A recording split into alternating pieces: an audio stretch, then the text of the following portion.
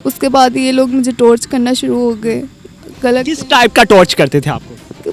अलग किस्म का के टच करते थे और बहुत अजीब सा बस बिहेव था इनके साथ, मेरे साथ था। तो मैं जब भी किसी को भी बताने की कोशिश करती थी, आगे से मुझे धमकियाँ लगाई जाती थी कि मैं तुम्हारे भाई को कत्ल करवा दूंगा। तो वो भी गई है तो ये लोग फौरी रिक्शा लेके मेरे पास खड़े हुए हैं। इन लोगों ने मुझे ज़बरदस्ती अंदर बिठाया है, बिठा के मुझे धमकियाँ लगाई हैं। इनके पास पिस्तौल थी, इन्होंने निकाली है, मेरे सर पे रख दी। उनका अगर शोर मचाया ना तो हमने इधर ही चला देनी। मेरी आंखों पे इन लोगों ने पट्टी बांध दी है, बांध के ये लोग मुझे पता नहीं कहाँ लेके गए हैं। अच्छा। मुझे एक कमरे में वहाँ जाके मुझे बंद कर दिया इन्होंने। फिर खुरम ने मेरे साथ ज़्यादती की है, 2 दफ़ा की करके ये लोग मुझे ना, सुबह हुई है तो ये लोग मुझे छोड़ के चले गए उधर मॉडल टाउन पार्क में। बस मैं इतना कहना चाहती हूँ कि जो कुछ भी मेरे साथ हुआ है ना, कभी किसी बेटी के साथ ना हो। जिस तकलीफ़ से आज मैं गुजर रही हूँ या मेरी फैमिली गुजर रही है, कभी कोई और महानूर ना इस तकलीफ़ से गुजरे। अस्सलाम वालेकुम नाज़रीन, मैं हूं आपका मेज़बान फैसल खान सूरी और आप देख रहे हैं एनपीसी मीडिया। नाज़रीन, एक और बच्ची को दरिंदगी का निशाना बना दिया गया। ये तब तक वाक़यात होते रहेंगे पाकिस्तान में, रियासत मदीना में ऐसे वाक़यात चलते रहेंगे जब तक किसी दरिंदे को, हैवानियत को उस इंजाम तक नहीं पहुंचाया जाएगा जिसके वो लायक होता है। अगर आप पाकिस्तान को महफूज बनाना चाहते हैं तो आपको एक अहम कदम ज़रूर उठाना पड़ेगा, लेकिन बहुत अफसोस के साथ मुझे ये आयत पढ़नी पड़ती है, इन्ना लिल्लाहि व इन्ना इलैहि राजिऊन। पाकिस्तान में ऐसा कोई कदम नहीं उठाया जाता कि हमारी बहनें बेटियां महफूज हों। मीनार पाकिस्तान वाक़े के बाद भी कोई ऐसा कदम नहीं उठाया गया कि हमारी बहन फ़ख्र के साथ बाहर जाए और अपने माँ बाप के लिए पैसा कमा कर घर आए। मेरे साथ महनूर मौजूद हैं जिनकी उम्र 16 साल है, एक यूनिट में काम करती हैं, एक मास्क बनाने वाले यूनिट में काम करती हैं। वहाँ पे एक लड़का इनको तंग करता था, बहुत बार इनको हरासा किया, ये खामोश रही, उनको रोकती रही कि भाईजान ना किया करें ऐसे। एक दिन ऐसा आया, उस शख्स ने इनको अगवा किया और इनके साथ बदफेली भी की। मुकम्मल वाक़या क्या पेश आया, मेरे साथ महनूर भी मौजूद हैं, उनकी वालिदा भी मौजूद हैं, इन्हीं से जानेंगे वाक़या क्या पेश आया था। मेरे हाथ में ये FIR हैं, ये रद्दी के कागज़ हमें नहीं चाहिए, हमें इंसाफ चाहिए, इन बहनों बेटियों को हिफाजत चाहिए। ये कागज़ हम क्या करेंगे जब किसी बहन बेटी की इज्जत लूट ली जाएगी, और हम ये कागज़ क्या करें, इसको हाथ में पकड़ के पढ़ें इसको बैठ के। हम स्कूल कॉलेज में नहीं आए, हम किसी थाने के चक्कर नहीं लगाना चाहते, हमें सिर्फ और सिर्फ इनकी हिफाजत चाहिए। महानूर बेटा, मुझे ये बताओ कि ये क्या हुआ था, वो लड़का कौन था, किस तरह से वो आपको जानता था? ये हम लोग जहाँ पे मैं काम करती थी, ये भी वहीं पे ही होता था मेरे साथ ही। उसका नाम क्या था? खुरम। अच्छा। खुरम शहजाद नाम है उसका, और उसके साथ एक और होता था कामरान खान। ये दोनों ही वहाँ पे होते थे। बहुत ज़्यादा हम हर टाइम बस टॉर्च करते रहते थे। पहले 2-3 दिन तक ये लोग सही रहे हैं। अच्छा। उसके बाद ये लोग मुझे टॉर्च करना शुरू हो गए। गलत किस टाइप का टॉर्च करते थे आपको? अलग किस्म का के टच करते थे और बहुत अजीब सा बस बिहेव था इनके साथ, मेरे साथ था। तो मैं जब भी किसी को भी बताने की कोशिश करती थी, आगे से मुझे धमकियाँ लगाई जाती थी कि मैं तुम्हारे भाई को कत्ल करवा दूंगा, तुम्हारी बहनों को भी उठवा दूंगा। कोई डॉन था, कोई दहशतगर्द था, क्या था वो, क्यों धमकियाँ देता था आपको? वो है कि उसका जो चाचू है वो यहाँ का गुंडा भी है, और अच्छा। ऐसा है कि उसने 3-4 कत्ल पहले भी कर चुका है। अच्छा। तो उसकी धमकियाँ लगाता होता था मुझे हर टाइम कि अगर तुमने मेरी बात ना मानी तो मैंने तुम्हारे भाई को कत्ल करवा देना। मेरा एक ही भाई 8-9 साल का है, तो इस वजह से बस मैं खौफज़दा रहती थी। तो ये लोग ऐसे था कि मैं बस एक दिन फिर आया है कि ये मैं आ रहे हैं, हम दोनों वापस आ रहे हैं। अच्छा, आप अपनी बहन के साथ वापस आ रही हैं? हाँ जी, मैं अपनी बहन के साथ ही वापस आ रही हूँ। वो ऊपर अपने घर चले गई है, मैं नीचे अपनी फ्रेंड के पास खड़ी हुई हूँ। वो भी गई है तो ये लोग फौरी रिक्शा लेके मेरे पास खड़े हुए हैं। इन लोगों ने मुझे ज़बरदस्ती अंदर बिठाया है, बिठा के मुझे धमकियाँ लगाई हैं। इनके पास पिस्तौल थी, इन्होंने निकाली है, मेरे सर पे रख दी। उनका अगर शोर मचाया ना तो हमने इधर ही चला देनी है। आप इसी तरह नकाब की हालत में थी? हाँ जी, मैं नकाब की हालत में ही ठीक थी। है। तो बस ये लोग है कि मेरी आंखों पे इन लोगों ने पट्टी बांध दी है, बांध के ये लोग मुझे पता नहीं कहाँ लेके गए हैं। अच्छा। मुझे एक कमरे में वहाँ जाके मुझे बंद कर दिया इन्होंने। फिर खुरम ने मेरे साथ ज़्यादती की है, 2 दफ़ा की करके ये लोग मुझे ना, सुबह हुई है तो ये लोग मुझे छोड़ के चले गए उधर मॉडल टाउन पार्क में। अच्छा, अकेली को छोड़ गए आपको? हाँ जी, मुझे अकेली को ना बेहोश किया है पहले करके, तो ये लोग मुझे ना मॉडल टाउन पार्क में छोड़ के तो ये लोग चले गए हैं। वहाँ पे मैं ऐसे बेसहारा में पड़ी रही हूँ, किसी ने कोई आकर मेरी मदद नहीं की, कुछ नहीं किया, कोई एक्शन नहीं लिया कि बच्ची है कि क्यों यहाँ पे पड़ी है। फिर जब मैं थोड़ी बहुत होश में आई हूँ तो फिर जाकर किसी से मैंने फ़ोन करवाया अपने वालिद को। फिर वहाँ पे वो ग्रीन टाउन थाने से यहाँ से ऑफिसर्स लेके मेरे पास वहाँ पे पहुँचे हैं। वहाँ से ये लोग मुझे ग्रीन टाउन थाने में लेके आए हैं, मेरे बयान लिए हैं, लेके ये लोग मुझे अदालत ले गए हैं। वहाँ जाके जब मैं अपने रिकॉर्ड करवाने लगी हूँ बयान, तो वहाँ पे भी इन लोगों ने मुझे चैन से नहीं रहने दिया।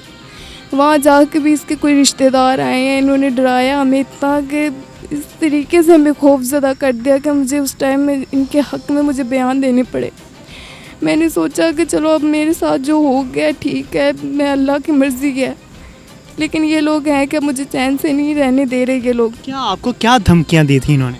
ये लोग धमकियां लगा रहे थे कि अगर कुछ भी तुमने इसके ख़िलाफ़ बयान दे दिया ना तो हम तुम्हारे भाई को कत्ल करवा देंगे।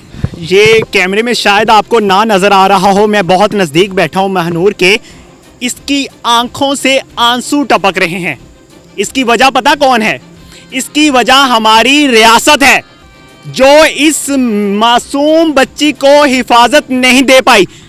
माँ जी मुझे पिछले 2 घंटों से कह रही हैं कि मेरे चेहरे को, मेरी बेटी के चेहरे को ब्लर कर देना, मेरा चेहरा और मेरी बेटी का चेहरा सामने नजर ना आए लोगों के, कहीं मेरी इज्जत ना लुट जाए। मैं क्या मुंह दिखाऊंगी अपने मुआशरे को? क्या लोगों के सामने अपना मुंह लेकर जाऊंगी? अपनी फैमिली के सामने बैठने की हिम्मत नहीं होती हमें कि मेरी मासूम बेटी के साथ इस तरह का वाकया पेश आ जाए और हमें ये रद्दी के कागज हाथ में थमा दिए जाते हैं कि ये ले जाओ घर में। ये माँ जी तब से रो रही हैं जब से ये यहाँ पे मौजूद हैं। मैं इनसे जानता हूँ कि ये अब किस हद तक जाएंगी, क्या इनको लगता है कि इंसाफ मिल जाएगा इनको? आइए इन्हीं से जानते हैं। माँ जी, सबसे पहले तो मैं इस चीज़ की पुरजोर मजम्मत करता हूँ कि जो इस बच्ची के साथ वाकया पेश आया।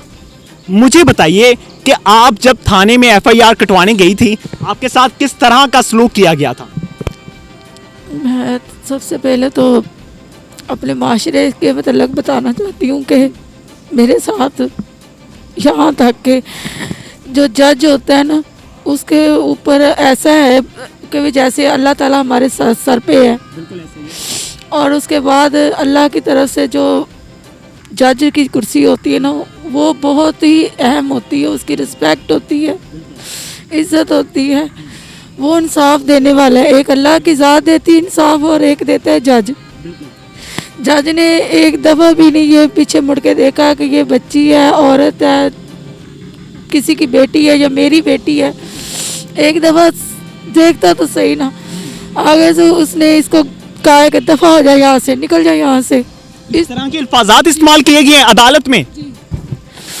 चल कहता दफ़ा हो जाए यहाँ से, तू कौन होती है ऐसे बार बार आती है, मुझे, मैं तुम्हारा नौकर हूँ, ये वो। आगे जज ने तो जो हमारे साथ किया तो किया। आगे जो पुलिस है ग्रीन टाउन थाने की, उसने वो बंदे होके उन्होंने हमारी बहुत इज्जत की है, मेरी और मेरी बेटी के, मेरे मियाँ की। आगे यहाँ से हमें उन्होंने रेफ़र कर दिया है टाउनशिप थाने में, जहाँ औरत का था। औरत ने SHO थी?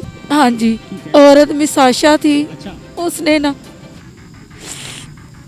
हमारी इतनी बेइज्जती की, यहाँ तक के जूती उतार के भी हमारे सर पे मारने की कोशिश की। और हम दोनों माँ बेटी इंसाफ के लिए उसके पास खुश होके गई थी कि वो औरत है, हमारा दर्द समझेगी, लेकिन उसने हमारा दर्द नहीं समझा। हमने ये सोचा कि शायद ग्रीन टाउन थाने में बंदे बैठे हमारी बात नहीं सुनेंगे, हमारी जज्बे को, हमारी एहसास को नहीं समझेगी। वो औरत हो के मेरी बेटी की एहसासात को समझेगी। वो 16 साल की बच्ची है, उसको भी कुछ किसी चीज़ की इतनी ना समझ है। जितना मेरे घर पे पर्दा होता था, जितने मेरे घर पे इस्लाम के मतलब दीन के मसले बातें होती थी, वो सारी आर पार हो गई हैं। मुझे सिर्फ मिस आशा जो है उसने मेरे साथ बड़ी जास्ती की, गालियाँ दी, बगैर का धंधे वाली कहा, मेरी बेटी को कहा। मेरी वज़ीर आज़म से ये अपील है कि ये मिस आशा को ना इस कुर्सी से निकाला जाए, आगे किसी और किसी महानूर की इज़्ज़त ना ख़राब हो। किसी माँ की इज्जत ना खराब हो। अगर वो अपील करने के लिए उस थाने में जाए भी तो उसको पता हो कि भी कोई आगे दर्द रखने वाली कोई माँ बैठी है, कोई बेटी बेटी है, किसी की माँ बेटी बेटी, ताकि वो अपने इंसाफ उससे औरत से ले अगर ये सेंटर खुले हुए हैं औरतों के लिए तो औरतों को तहफ़्फ़ुज़ भी दे, इज्जत से बुलाने की तमीज़ दे इनको। मेरी वज़ीर आज़म से अपील है, सारे माशरे से है, वज़ीर आला इमरान खान से। हाँ जी, मुझे ये बताइए, ये थाने किस थाने में एफआईआर काटी गई है? ये पहले ग्रीन टाउन थाने में काटी गई थी, जिससे बच्ची गवाह हुई है।